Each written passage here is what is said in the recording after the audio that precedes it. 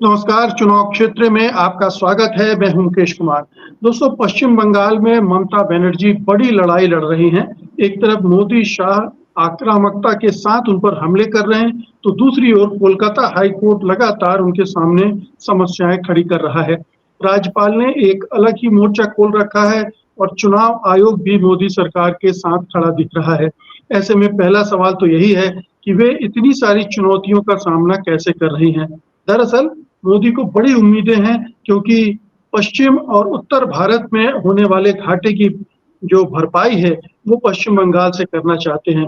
दूसरी ओर ममता बनर्जी के लिए चुनौती ये है कि वे उन्हें कम से कम सीट लेने दें, ताकि वे फिर से प्रधानमंत्री न बन पाए। खुद को मजबूत करके मोदी को रोकना उनके राजनीतिक भविष्य की कुंजी है।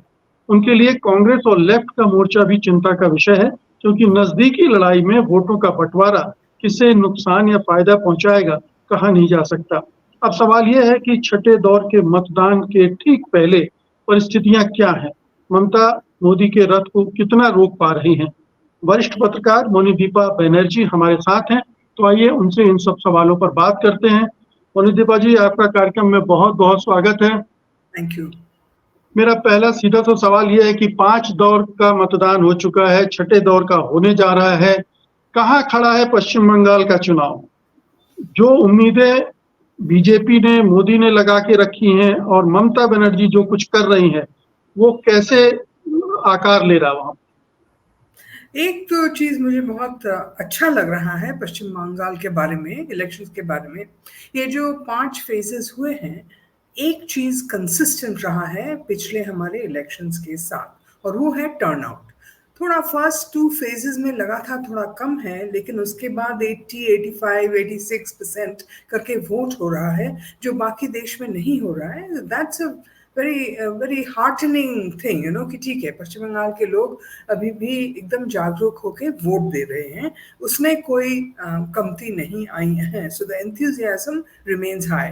दूसरी बात जो है अबाउट पश्चिम बंगाल के इलेक्शंस, कि 5 फेज में हमने उतना वायलेंस नहीं देखा। इलेक्शन रिलेटेड कोई हत्या नहीं हुई है। कल कुछ हुआ है, नंदीग्राम में एक महिला की मौत हुई है, लेकिन वो इलेक्शन रिलेटेड था या नहीं, या डायरेक्टली एटलीस्ट इलेक्शन के दिन जो हम वायलेंस देखते हैं पश्चिम बंगाल में, देखते देखते हमारी हैबिट हो गई है, वो नहीं हुआ। छोट फूट घटनाएं जरूर घटी हैं, पर मारामारी to the leading to a death, ये एटलीस्ट नहीं हुआ है। और बाकी रहा 17 सीट, क्रूशियल सीट्स दक्षिण बंगाल में, जहाँ पे ममता बनर्जी को लड़ना पड़ेगा टू रिटेन हर कंट्रोल। वो जो सदर्न बंगाल में उनका बहुत ही तृणमूल का दौड़ है, दे हैव कंट्रोल, और वो रिटेन करने के लिए तृणमूल को लड़ना पड़ रहा है। बीजेपी लड़ रही है, लेकिन जो मुद्दे आ रहे हैं सामने, पता नहीं किस तरफ जाएंगे, वो अभी भी साफ नहीं है। आप कह रहे थे कुछ जो बड़े बड़े मुद्दे आ खड़े हैं पिछले 1 हफ्ता या 10 दिन में। एक तो मोस्ट रिसेंट संदेश खाली का नया वीडियो, उसके पहले हाई कोर्ट का जो ऑर्डर आया कैंसलिंग सम 5 लाख ओबीसी सर्टिफिकेट्स, जो ममता बनर्जी ने अरेंज किया, लॉ पास किए थे कि माइनॉरिटीज़ को भी ओबीसी डिक्लेयर किया जाए और उन्हें सर्टिफिकेट देके रिजर्वेशन दिया जाए। इस पर एक बड़ा धक्का लगा है। उसके पहले ममता बनर्जी ने कुछ थोड़ा सेल्फ गोल डाल दिया था। उन्होंने भारत सेवाश्रम और रामकृष्ण मिशन के जो मंक्स हैं उन पर एक हमला इन वे बोला। उससे थोड़ा प्रॉब्लम ज़रूर हुआ, क्योंकि पश्चिम बंगाल में ये दोनों संस्थाओं की बहुत बड़ा असर है। और उसके भी पहले उन्होंने वो एक अजीब सा शब्द कहा जिस पर उन्हें समरसॉल्ट करना पड़ा, यू टर्न करना पड़ा, और वो है आउटसाइड सपोर्ट। सो ये सब लेके जो पश्चिम बंगाल का इलेक्शन है, दिन पे दिन कॉम्प्लेक्स होता जा रहा है। पेरिनियल मुद्दे तो हैं ही, लेकिन ये सब मुद्दा आगे आके the election has become very very unpredictable, और उसका आउटकम क्या होगा ऑनेस्टली समझना मुश्किल है।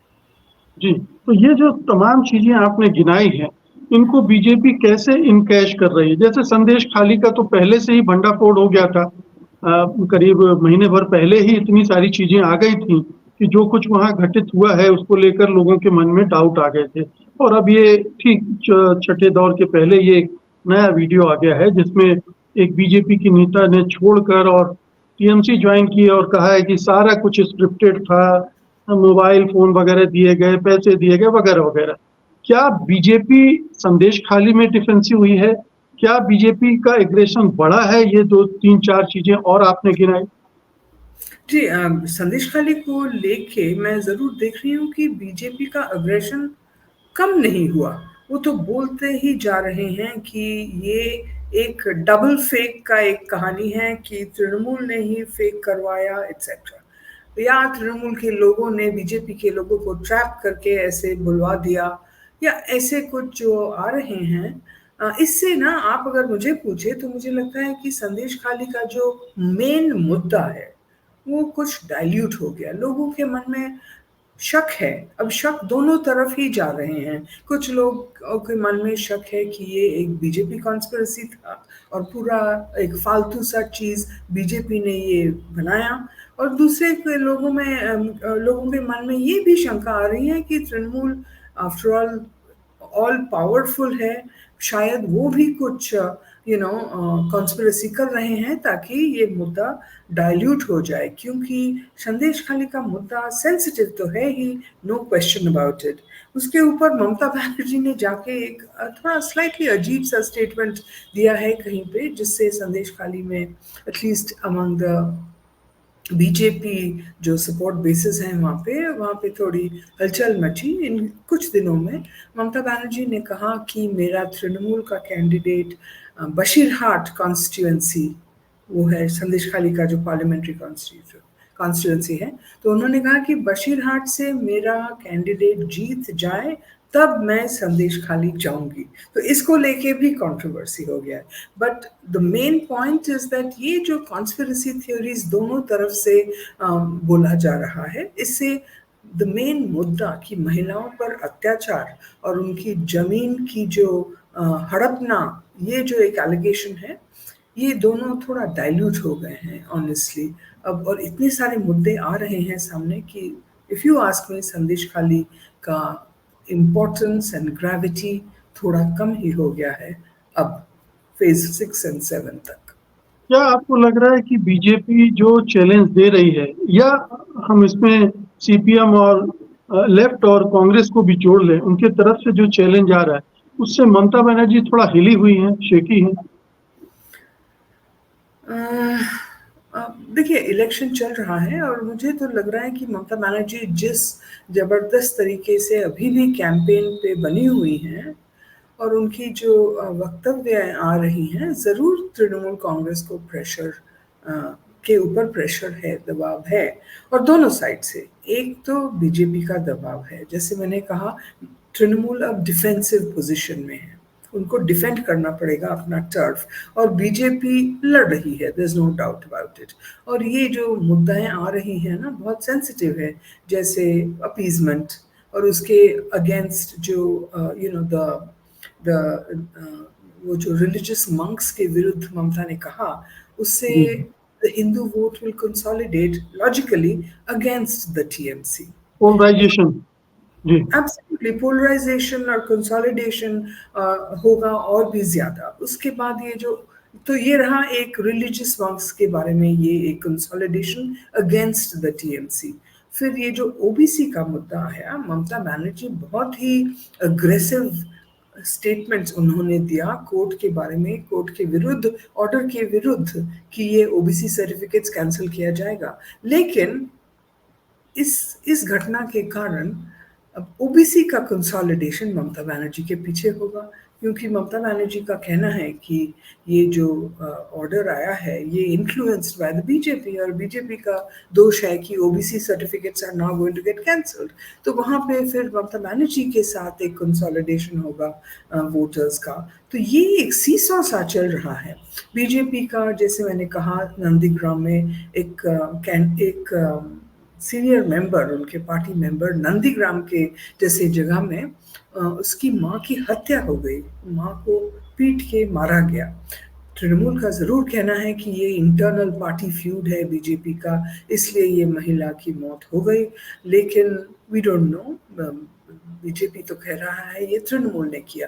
तो ये एक बड़ा अगली सा घटना घटा, जिस कारण ये नंदीग्राम एटसेट्रा इलाके में जहाँ पे कल वोट होने जा रहा है या 25 को वोट होने जा रहे हैं, यहाँ पे पॉलिटिकल टेम्परेचर्स एकदम ऊंचा हो गए हैं and we don't know which way it is all going to do. और फाइनली ये अब थोड़ा पुराना हो गया है और ममता बनर्जी ने साफ कहा है कि ये जो उन्होंने कहा था कि बाहर से सपोर्ट देंगे, ये मिस इंटरप्रिटेशन हुआ है। इसका भी एक ज़रूर इफेक्ट है, बीजेपी उसका फ़ायदा उठा रहा है और जो इंडिया के अलायंस पार्टनर्स जो ममता के साथ नहीं है पश्चिम बंगाल में, जैसे लेफ्ट और कांग्रेस, वो भी इस मुद्दे को लेके ममता बनर्जी को अटैक कर रही हैं अभी भी, इस चीज़ के बावजूद कि ममता ने कहा है शी वॉज मिस इंटरप्रेटेड। सो काफ़ी प्रेशर्स है तृणमूल पर, डेफिनेटली लेट्स से उनको अब एक डिफेंसिव गेम खेलना पड़ रहा है। ये बताइए कि पिछले चुनाव में ये कहा गया था कि जो लेफ्ट के वोट हैं वो बीजेपी को चले गए थे अगेंस्ट टीएमसी। क्या इस बार खबरें आ रही हैं कि नहीं, वो लौट रहा है लेफ्ट को? अगर ऐसा है तो फिर ये बीजेपी का नुकसान है। क्या सचमुच में ऐसा हो रहा है कुछ? क्या लेफ्ट और कांग्रेस कोई फाइट इन्हीं सीटों पर दे पा रहे हैं? कहीं ऐसा है कि डायरेक्ट फाइट में कहीं है, या वो तीसरे स्थान पर ही खड़े हैं हर जगह? जी देखिए, तीसरे स्थान पे ही खड़े हैं जैसे वो पिछले इलेक्शंस में भी थे। लेकिन जो सामने आ रहा है वो है एक फ़िलॉसफ़ी है वाम कर्मियों का, वाम मीनिंग लेफ्ट कर्मियों का। 2011 से उनका कहना है कि हमारा एक फ़िलॉसफ़ी था, पहले राम फिर वापस बाम। सो उनका जो स्ट्रैटेजी था कि हम तृणमूल के विरुद्ध हम लड़ने के लिए हम पहले बीजेपी को सपोर्ट करेंगे और फिर जब तृणमूल थोड़ा शेकी हो जाएगा तो हम वापस लेफ्ट को सपोर्ट करेंगे।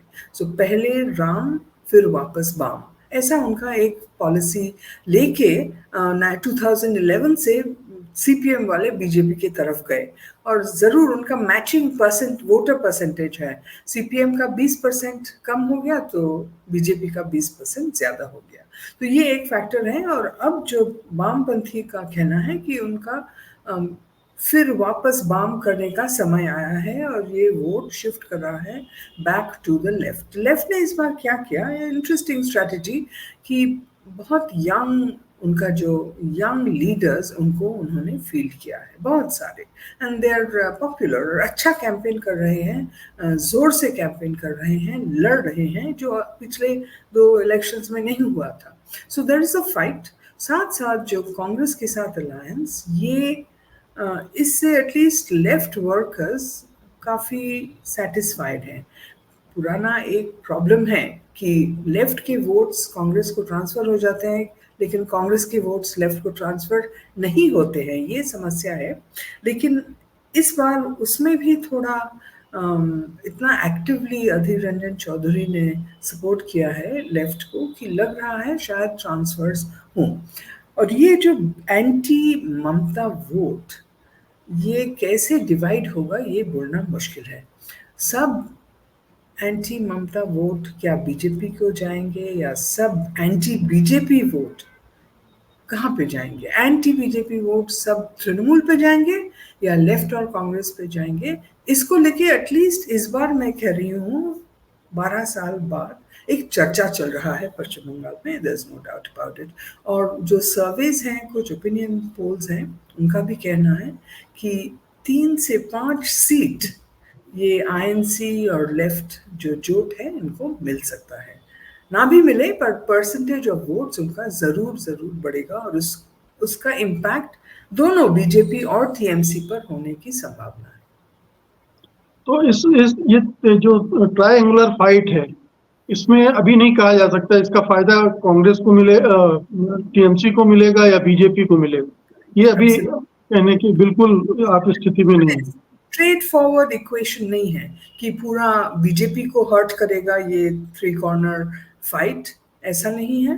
और टीएमसी को हर्ट करेगा ये 3 कॉर्नर फाइट, ऐसा भी नहीं है। दोनों को हर्ट करेंगे, किसको ज्यादा और किसको कम इज वेरी इंपॉर्टेंट, पर वो बोलना असंभव है आई थिंक। मोनी दीपा जी, हम लोग पूरे देश में देख रहे हैं कि जो इलेक्शन है वो नेशनल इश्यूज पर हो ही नहीं रहा है, बहुत ही लोकल इश्यूज पे हो रहा है और नेशनल लीडर भी कोई इम्पैक्ट नहीं डाल रहे हैं। क्या पश्चिम बंगाल में भी ऐसा है? मोदी जी बार बार जा तो रहे हैं, लेकिन क्या 2019 और 2014 वाली स्थिति है उनकी, उनके उनके प्रति आकर्षण? क्या वो इतना इम्पैक्ट डाल पा रहे हैं, या वो जो इश्यूज लेकर जा रहे हैं नेशनल, क्या उसका कोई उसको बाय करने वाले लोग हैं वहाँ? जी, ये जो नेशनल इश्यूज हैं, पता नहीं, ये मुझे लग रहा है इस बार और भी ज़्यादा लग रहा है कि लैंग्वेज बैरियर के कारण और जो इश्यूज हैं वो इतने एलियन हैं पश्चिम बंगाल के लिए that it's not cutting any ice. जैसे प्रधानमंत्री ने मंगलसूत्र की बात की है, in Bengal we don't have the culture of a mangalsutra, तो वो तो हमें समझ ही में नहीं आया। गांव-गांव में महिलाएं नहीं समझी उसको क्या कहना चाहते हैं। फिर कुछ और मुद्दे जैसे पोलराइजेशन जैसे मुद्दे प्रधानमंत्री लाए हैं सामने। ये भी पश्चिम बंगाल में अब 30% माइनॉरिटी वोट है, तो इट्स अगेन डिफिकल्ट उतना, and there is no that culture of animosity is not there जितना दूसरे जगहों पे है। मेरे एक्सपीरियंस में उतना culture of animosity between the two communities is just not there. ये एक सच बात है, मैं गांव-गांव में घूम के भी आई कुछ दिन पहले। सो वहाँ पे ये सब मुद्दे, मुस्लिम मुद्दे और सब कांग्रेस बोल रही है कि उनके पास सब पैसा चला जाएगा, ये सब समहाउ इज नॉट जेलिंग इन बंगाल। तो भीड़ तो हो रही है, नो डाउट अबाउट इट। प्रधानमंत्री के रैलीज में, अमित शाह के रैलीज में ज़रूर भीड़ हो रही है, लेकिन मुझे तो लगता है कि मिथुन चक्रवर्ती के रैलीज में और भी ज़्यादा भीड़ हो रही है। वो स्टार फैक्टर जो मिथुन का है वो ज़रूर प्रधानमंत्री और अमित शाह से ज़्यादा है। तो मतलब मोदी का करिश्मा काम नहीं कर रहा है, नेशनल इश्यूज अपील नहीं कर रहे हैं, लोकल इलेक्शन हो गया है। तो लोकल इलेक्शन है तो एडवांटेज किसका है फिर? Oh, simply Mamata Banerjee, there's no doubt about it। और बीजेपी इस बार जैसे काम कर रही है ग्राउंड में, वो ज़रूर इट्स नॉट अनइम्प्रेसिव। अच्छी तरह, मैंने बीजेपी में बहुत सारे फैक्शंस हैं, उनमें डिवाइड्स हैं, लीडर्स में ग्रुप्स हैं, ये सब फैक्टर्स हैं, लेकिन ऑन द ग्राउंड बीजेपी वालों ने मुझे कहा है कि they have created an infrastructure of panna pramukhs, और वो काम कर रहे हैं और डेफिनेटली इस बार उसकी बेनिफिट्स उनको मिलेगी। लेकिन अगर आप मुझे पूछे, ममता बनर्जी का एक ब्रह्मास्त्र है जिससे बीजेपी को कम्पीट करना थोड़ा कठिन ही है, और वो है लक्ष्मीर भंडार, लक्ष्मीर भंडार बांग्ला में कहते हैं, जो एक स्कीम महिलाओं के लिए, जिससे वो 25 साल और 60 साल के बीच जो महिलाएं हैं उन सभी को 1000 रुपया दे रही हैं महीने में, of course BPL families, okay. और 1000 रुपया फॉर जनरल कास्ट, 1200 रुपया फॉर SC/ST, राइट। ये जो स्कीम था वो अप्रैल के महीने तक उसका जो आउटले था वो था 500 rupees for general caste and 1000 rupees for SC/ST, right. अब अप्रैल के महीने से वो बढ़कर it has become 1000 rupees for general caste and 1200 rupees for SC/ST। बहुत मुश्किल नहीं है समझना कि इसका इम्पैक्ट क्या होगा। और अगर आप संख्याओं पे नज़र रखना चाहते हैं, 2.15 करोड़ बेनिफिशियरीज हैं इस स्कीम के। 2.15 करोड़ बेनिफिशियरीज का मतलब होता है महिला वोटर्स में अबाउट 57% महिला वोटर्स हैं। सॉरी, फिगर्स थोड़ा बोरिंग लगते हैं, but this is fascinating to me. मैं इसको लेके मैं थोड़ा चर्चा भी कर रही थी। Total voters in Bengal 7.6, total women voters 49% of that. और वो जो 49, वो जो मैंने 3.5 करोड़ महिला वोटर्स हैं, उनमें से 57% महिला उनको मिल रहा है ये लखीर भंडार। और गांव-गांव में हमने देखा it is the talking point. महिलाएं बड़ी खुश हैं, वो कह रही हैं, they are very conscious politically, वो कह रही हैं कि हमको लखीर भंडार दे रही हैं ममता बनर्जी सरकार, उसका मतलब नहीं है कि हम उन्हीं को वोट देंगे। ये वोट खरीदने के लिए उन्होंने नहीं पैसा दिया, पर ये पैसा हमारे लिए बहुत इम्पोर्टेंट है। तो ये जो एक लखीर भंडार है, ये उनका मुझे तो लग रहा है एकदम ब्रह्मास्त्र है। ये महिलाएं अगर even if most of these, कुछ महिलाएं शायद बीजेपी में दे, बट ज्यादातर महिला अगर इस लखीर भंडार के कारण ममता बनर्जी को वोट देती हैं, then BJP is in trouble. ये फिनोमिनन हमने देखा था 2021 में, जब कुछ और स्कीम्स, महिला के लिए स्कीम्स जैसे कन्याश्री और स्वास्थ्य साथी, दोनों महिला फोकस थे। इन स्कीम्स का जो बेनिफिट वो ममता बनर्जी को 2021 में मिला है, और ये इस बार लखीर भंडार का बेनिफिट ममता बनर्जी को मिलने जा रहा है। What is very interesting is BJP ये जानती है। बीजेपी के जो एक नेता है नॉर्थ बंगाल में, यहाँ पे एक कहानी है, इट्स क्वाइट फैसिनेटिंग। एक महिला नेत्री, नॉट वेरी सीनियर, वो कहीं पे मार्च के महीने में कह दिया था कि हम अगर सरकार में आए पश्चिम बंगाल में तो हम ये स्कीम को हटा देंगे। उसके बाद बहुत जल्दी से शुभेंदु अधिकारी जो बीजेपी के नेता हैं, उन्होंने बहुत जल्दी डैमेज कंट्रोल करने की कोशिश की। उन्होंने कहा हम इस स्कीम को चलाएंगे, एक दूसरा नाम देंगे और इस पे हम 3000 रुपीज देंगे, नॉट 1000, 3000। फिर रिसेंटली अमित शाह जी आए और उन्होंने कहा हम 100 रुपया करके बढ़ा देंगे लखीर भंडार।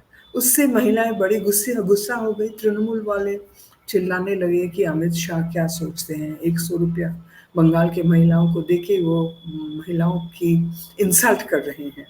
तो जल्दी फिर हमने देखा शुभेंदु अधिकारी ने फिर डैमेज कंट्रोल किया, कहा कि अमित शाह का मतलब था कि 100 रुपया दिन, सो महीने में 3000। ऐसे करके ये लखीर भंडार का लड़ाई काफ़ी अच्छी तरह से लड़ रहे हैं दोनों तरफ के पार्टी, और इसका ज़रूर एक इम्पैक्ट फॉर ममता बनर्जी होने वाला है। जी, तो दो तीन चीजें, एक तो ये महिलाओं का वोट बैंक है वो है, दूसरा आपने कहा कि ये जो फैसला आया है ओबीसी सर्टिफिकेट्स वाला, उसकी वजह से ममता बनर्जी को बेनिफिट हो सकता है। तीसरा, पहले भी 26,000 नौकरियां रद्द की थी और फिर सुप्रीम कोर्ट से उस पर स्टे हो गया, वो भी क्या ममता बनर्जी के हक में जाएगा अल्टीमेटली? ये जो जॉब स्कैम है ये अभी भी अनरिजॉल्व्ड है। हमने कहा स्टे दिया है, but not stay on the Calcutta high court decision. Calcutta high court ने सब 26,000 नौकरी कैंसिल कर दिया है, उस चीज पर स्टे नहीं दिया है सुप्रीम कोर्ट, स्टे दिया है CBI action on government officials. पर एनीवे 16 जुलाई उसका फिर से हियरिंग है, तो ये मामला कुछ अनरिजॉल्व्ड है अभी भी, there is no doubt about it.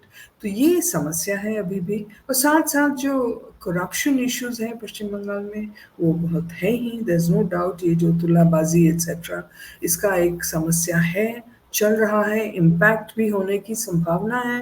वैसे बहुत सारे पॉलिटिकल साइंटिस्ट कहते हैं कि इलेक्शंस में आजकल करप्शन कोई इशू नहीं बनता है, लेकिन पश्चिम बंगाल में आप घर घर में जाओ गांव में, तो वहाँ पे जब आपको समझ आती है कि ये करप्शन जो है low level small corruption, but ये इंडिविजुअल होम्स फैमिलीज इसको हिट कर रही हैं, तो उसका मैंने क्या बोले, बिलो द बेल्ट अगर इंडिविजुअल्स को लगे ना करप्शन से इम्पैक्ट, तो ज़रूर उसका एक असर होने वाला है। जैसे बड़े बड़े करप्शन स्कीम्स लाइक से बोफोर्स इन द पास्ट और रफाल, इससे you know the ordinary person is not directly impacted, लेकिन थोड़ा आपका मनरेगा का पैसा उसमें से अगर कट ले लिया किसी ने, तब ज़रूर एक इम्पैक्ट होता है। तो corruption is an issue in West Bengal, और इस बार उसका असर डेफिनेटली दिखने को आएगा अगेंस्ट द तृणमूल कांग्रेस।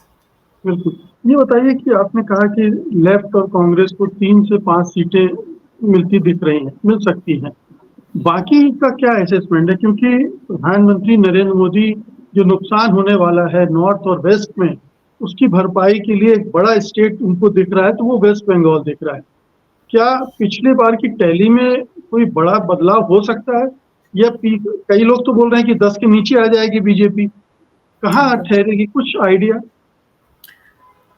देखिए हमने बहुत लोगों से बात की है जो सर्वेस कर रहे हैं, इसको लेके चर्चा कर रहे हैं प्रोफेशनली। तो उनका कहना है it will depend upon the swing of the floating voter, और थोड़ा सा स्विंग होने से रिजल्ट्स काफ़ी एक्सट्रीमली चेंज हो सकते हैं। फिर भी जो हमने देखा है, उनके जो स्टडीज़ हैं उससे मोटा मोटी, अगर मुझे आप पूछें, मुझे लगता है स्टेटस को ही रहेगा। तो बीजेपी की जो आशा है कि बहुत सारे सीट्स मिलेंगे उनको पश्चिम बंगाल में, 18 सा प्लस, 18 प्लस 18 तो है ही, जी। 18 प्लस ये डजंट लुक पॉसिबल। 18 से मे बी एट बेस्ट 20 हो सकता है, या 21 हो भी हो गया। पर अगर बीजेपी के विरुद्ध स्विंग हुआ तो बीजेपी की संख्या 10 से कम भी हो सकते हैं। ऐसा ही जो एनालिस्ट हैं, जो नंबर्स देख रहे हैं, शायद एग्जिट पोल्स भी कर रहे हैं इलेक्शन के बाद, उनसे हमने जो चर्चा की तो ऐसा ही सुनाई दे रही है। तो बीजेपी का पश्चिम बंगाल में बहुत ज़्यादा भरोसा करना, दैट स्ट्रैटेजी में बैकफायर। शायद स्टेटस को, that is the most likely situation. लेकिन थोड़ा अगर हवा बदल गया बीजेपी के विरुद्ध 10 से कम, और अगर ममता के विरुद्ध हवा गया, फिर भी 22-23 से ज़्यादा बीजेपी को मिलने की संभावना कम है, यही कहना है एनालिस्ट का। जी, एक सवाल और है मनीदीपा जी कि ये जो आपने बताया कि पोलिंग अच्छी हो रही है, इससे कोई इंडिकेशन निकल रहा है क्या? ओनली इंडिकेशन जो मैं हैप्पीली कह सकती हूँ कि यहाँ के लोग अभी भी पॉलिटिकली कॉन्शियस हैं। इसका ये भी मतलब होता है कि दोनों बीजेपी और तृणमूल दोनों उनके वोटर्स को निकाल रहे हैं घर से वोटिंग के दिन पे। और कॉमन जो हमारा अंडरस्टैंडिंग है कि अगर मैंने दोनों तरफ होता है कि अगर अच्छा टर्नआउट होता है तो इनकम्बेंट के लिए अच्छा है, और ऐसे भी कहते हैं कुछ लोग, और उल्टा भी, और फिर उल्टा भी कहते हैं कि ज़्यादा टर्नआउट या हुआ उसका मतलब होता है इनकम्बेंट के लिए खराब है। सो इट्स डिफिकल्ट से, आई कांट से। पर अच्छा है कि इतने सारे लोग आज निकल रहे हैं इतनी गर्मी में और वोट दे रहे हैं पश्चिम बंगाल में। I think it is very heartening. बाकी इंडिया में पता नहीं इतना कम वोटिंग हो रहा है, but then again और पता नहीं ईसीआई के रिवाइज्ड फिगर्स भी बढ़ गए हैं। So let's see. एक सवाल और, 6 राउंड की पोलिंग होने जा रही है, 6 सीटें दांव पर, इनके बारे में आपका क्या ख्याल है? ये शुभेंदु का भी के इलाके की भी सीट है इसमें। जी हाँ, इनफैक्ट अगर आप मुझे पूछें तो बीजेपी ज़रूर आशा कर रही हैं टू गेन्स इस इस सेशन में, या इसी सेशन में आई थिंक। या एक है वो जो तमलुक वाला सीट जो तृणमूल के था, अभिजीत तृणमूल, गंगोपाध्याय जहाँ है। जी। हाँ वो एक सीट है जहाँ पे तृणमूल का जो कैंडिडेट है देवांशु भट्टाचार्य, काफ़ी पॉपुलर यंग मैन है। उन्हीं ने, and I know that he did it, उन्हीं ने वो जो खेला हॉबे जो स्लोगन है उन्होंने पहले कॉइन किया था, तो ये ममता बनर्जी भी मानती हैं। तो वो है वहाँ पे, बट वो कुछ युवक हैं, यंग मैन है। और जहाँ पे अभिजीत गांगुली को फील्ड किया गया है वहाँ पे तो बीजेपी जी जान से लड़ रही है, और जिला भी मोर और लेस इट्स अ बीजेपी जिला, क्योंकि शुभेंदु अधिकारी का जिला है। तो वो एक उनका गेन हो सकता है। और दूसरा पंथी। कांथी, कांथी तो वो तो उनका अपना फोर्ट है, शुभेंदु अधिकारी का अपना फोर्ट है। वो सीट वो उनके भाई लड़ रहे हैं। सो शुभेंदु जाके वहाँ पे काफ़ी रोड शो वो किया हुआ है। So these two seats in this phase most likely going to go to the BJP. और टू गेन्स ओवर हियर, दो गेन्स हो रहे हैं यहाँ पे, ये गेन हुआ है। और एक सीट जो पास ही में है पर ऑलरेडी वोट हो गया है वो है आरामबाग, हुगली जिला में। वहाँ पे जी। तृणमूल पिछले बार जीता था विद 1500-2000 वोट मार्जिन, तो वहाँ पे भी प्रधानमंत्री का पहला रैली वहाँ पे था पश्चिम बंगाल में, इलेक्शन रैली। सो वहाँ पे भी एक क्वीन ज़रूर है साउथ बंगाल में। व्हाट इज़ इंटरेस्टिंग इज़ प्रधानमंत्री इस बार शायद, मुझे अब याद नहीं है, आई थिंक 2021 में वो 25 बार शायद आए थे, I am not sure, but इस बार मुझे पता है, एक हिसाब मुझे मिला है कि पश्चिम बंगाल में प्रधानमंत्री इस बार 20 बार आ रहे हैं।